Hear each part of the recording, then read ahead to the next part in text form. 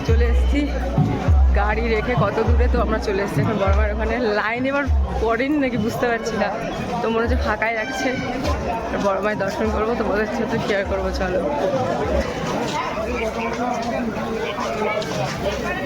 তো রাস্তায় যত যত মন্দির ঠাকুর রয়েছে তোমাদের সাথে শেয়ার করবো, চলো।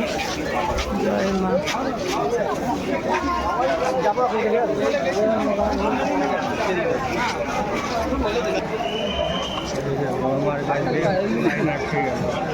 তো মনে হচ্ছে বড় মায়ের কাছে চলে এসেছি আমরা।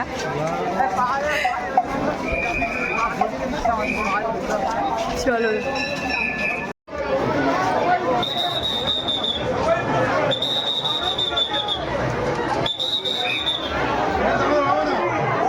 ছিলাম বড় মায়ের এখানে লাইন নেই, কিন্তু লাইন অনেক, মানে প্রচুর লাইন, কোনো দিক দিয়ে ঢোকা যাচ্ছে না। তাই আমরা আবার ঘুরে ঘুরে যাব, 85-এর রাস্তাটা আছে ওই দিক থেকে যাব। এবার দেখা যাক ওদিক থেকে গিয়ে মানে লাইন দেওয়া যায় নাকি, ভেবেছিলাম দর্শন করে যাব, এবার বুঝতে পারছি না যে কিভাবে কি করব।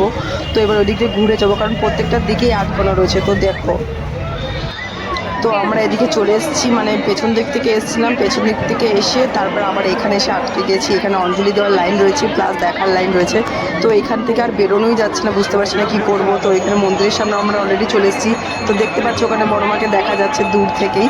তো মানে অনেকটাই কাছে চলে এসেছি, কিন্তু কিছু করার ছিল না, তাই এখানে আটকে গেছিলাম, ওয়েট করে আছি কখন যাব সামনে। ভেবেছিলাম যে এবার অঞ্জলি দেবো না, তাও এখানে দেখো বড় মাকে যতদূর পারছি তোমাদের সাথে শেয়ার করছি। এখন এখানে বসে আছি, ভিড় এত, লাইন এত ভিড়ের মধ্যে অনেক মানুষ অসুস্থ হয়ে পড়েছে। তো এখানে রাজ আর শুভশ্রীও এসেছিলো। দেখো ওরা কত সুন্দর সামনে বসে পুজো দিচ্ছে, অঞ্জলি দিচ্ছে, কিন্তু আমাদের মতো সাধারণ মানুষদের যাওয়ার মতো কোনো জায়গায় নেই ওই জায়গাটায়। তো এখানে বসে আমরা স্ক্রিনেই দেখছিলাম পুজোটা। তো এখানে দেখতে পাচ্ছ শুভশ্রী আর রাজ এসেছিলো, রাজ চক্রবর্তী। তো এখানে দেখো এসে সবাই আমরা বসে আছি, স্ক্রিনেই দেখছি যে বড় মায়ের পুজোটা। তা আমরা ওয়েট করে আছি যে কখন সামনে যাব, সামনে গিয়েও তোমার সাথে ফটো শেয়ার করবো। কিন্তু এত ভিড়ের মধ্যে একটা বেরোনোর ব্যবস্থা অবশ্যই ওনাদের করে দেওয়া উচিত ছিল, কারণ অনেক মানুষ অসুস্থ হয়ে পড়েছে, মানে অজ্ঞান হয়ে যাচ্ছে, অসুস্থ হয়ে পড়ছে। লাস্টে অ্যাম্বুলেন্স এসেছিলো এখানে। তো অ্যাট লাস্ট আমরা বড় মায়ের সামনে দিয়ে বেরিয়ে গেছিলাম, অঞ্জলি দিতে পারিনি, কিন্তু আমরা বড় মায়ের সামনে চলে গেছিলাম। যাক, দর্শনটা হয়ে গেছে, এটাই আমার জন্য অনেক। কারণ আমি চাইছিলাম যে একটুখানি মুখটাই আমি দেখতে চাই, ওনার মুখটা দেখে আমি বেরিয়ে যেতে চাই। তো তোমরাও দেখে নাও, বড় মায়ের মুখ দেখে তো ওখান থেকে যাওয়ার ইচ্ছা করছিল না, কিন্তু কিছু করা ছিল না, বেশিক্ষণ দাঁড়াতেও দিচ্ছিল না। তো ওখান থেকে বেরিয়ে যাব, দেখতেই পাচ্ছ বড় মায়ের মুখ তোমরা দর্শন করে নাও, যারা যারা দেখতে পারো নি এখনো পর্যন্ত দেখে নাও বড় মায়ের মুখ। আর যারা যারা এই মনের কামনা ইচ্ছা অবশ্যই তারা চেয়ে নাও।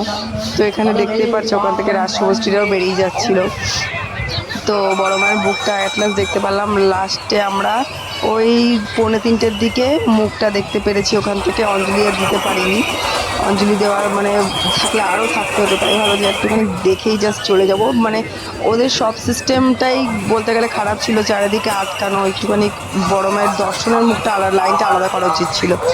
তো এবার দেখতেই পাচ্ছেন নৈহাটির রাস্তাটা এত সুন্দর সাজিয়েছিল, মানে লাইটিং দিয়ে। তারপর লাস্টে যাওয়ার সময় আমি লাইটিংগুলো ক্যাপচার করলাম তোমাদের সাথে শেয়ার করার জন্য। তো দেখতেই পাচ্ছ পুরো রাস্তাটা লাইটিং করা ছিল, মানে এত সুন্দর লাগছিল। আর লাস্টে মানে যাওয়ার পথে ভাবলাম যে এবার একটু প্যান্ডেলগুলোকে মানে লাইটিংগুলোকে ক্যাপচার করি পুরো। আর তারপর আর ইচ্ছা করছিল না যে যাই প্রত্যেকটা প্যান্ডেল ঘুরে। তো আজকের জন্য এখানেই টাটা, বাই বাই।